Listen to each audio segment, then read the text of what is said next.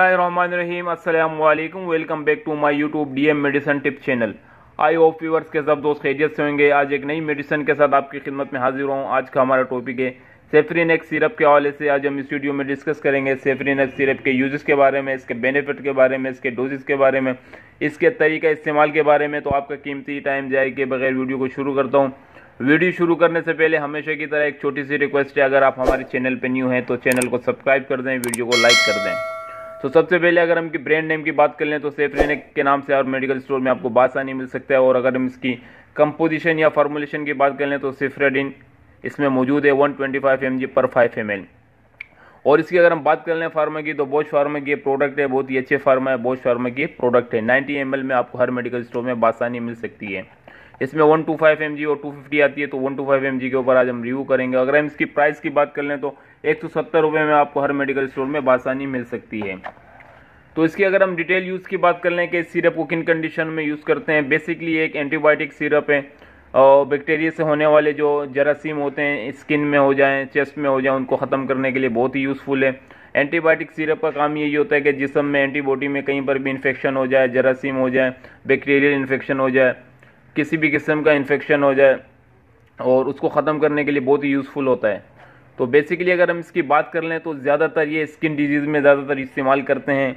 जैसे कि अगर आपके स्किन में या जिस्म में कहीं पर दाना फोड़ा वगैरह निकल आ जाए, उसको ख़त्म करने के लिए बहुत यूज़फुल है। तो ये बच्चों की प्रोडक्ट है, बच्चों के लिए वीडियो बना रहा हूँ मैं। तकरीबन 1 साल से लेकर 10-12 साल तक के बच्चों के लिए इसको यूज़ कर सकते हैं, बहुत ही यूज़फुल है। जैसे कि जिस्म में कहीं पर दाने वगैरह नशुनुमा हो जाए या ज़ख़म बच्चों को रगड़ वगैरह लग जाती है, उसमें भी बहुत यूज़फुल है। और इसके साथ साथ अगर आप बच्चों को टॉन्सिलाइटिस हो जाए, गले में इन्फेक्शन हो जाए, गले के इन्फेक्शन को ख़त्म करने के लिए भी बहुत यूज़फुल है। और इसके साथ साथ चेस्ट इन्फेक्शन हो जाए, चेस्ट में इन्फेक्शन हो जाए, नमूनिया हो जाए, उसको भी ख़त्म करने के लिए बहुत ही यूज़फुल सिरप है ये।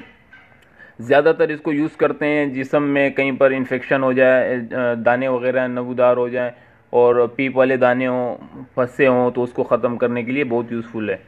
और बच्चों को अक्सर नज़ला ज़ुकाम खांसी हो जाता है, उसको भी ख़त्म करने के लिए बहुत ही यूज़फुल सिरप है ये इसका डिटेल यूज़ थी, इसको किन कंडीशन में इस्तेमाल कर सकते हैं, इसकी डिटेल यूज़ थी।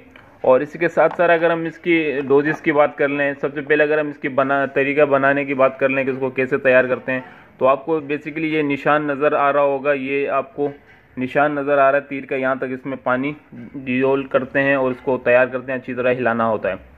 और इसके बाद इसको पिलाना होता है, बॉडी वेट के हिसाब से इसको पिलाना होता है। अगर 10 किलो का बच्चा है तो आधा चम्मच 3 टाइम इस्तेमाल कर सकते हैं। इसी तरीके से अगर 20 किलो का बच्चा है तो 1-1 या 1.5 चम्मच दिन में 3 मरतबा इस्तेमाल कर सकते हैं। मुसलसल 1 हफ्ते तक इसको इस्तेमाल करना होता है। 1 हफ्ते तक इस्तेमाल करना, कोई भी एंटीबायोटिक को उसको 1 हफ्ता इस्तेमाल करना होता है।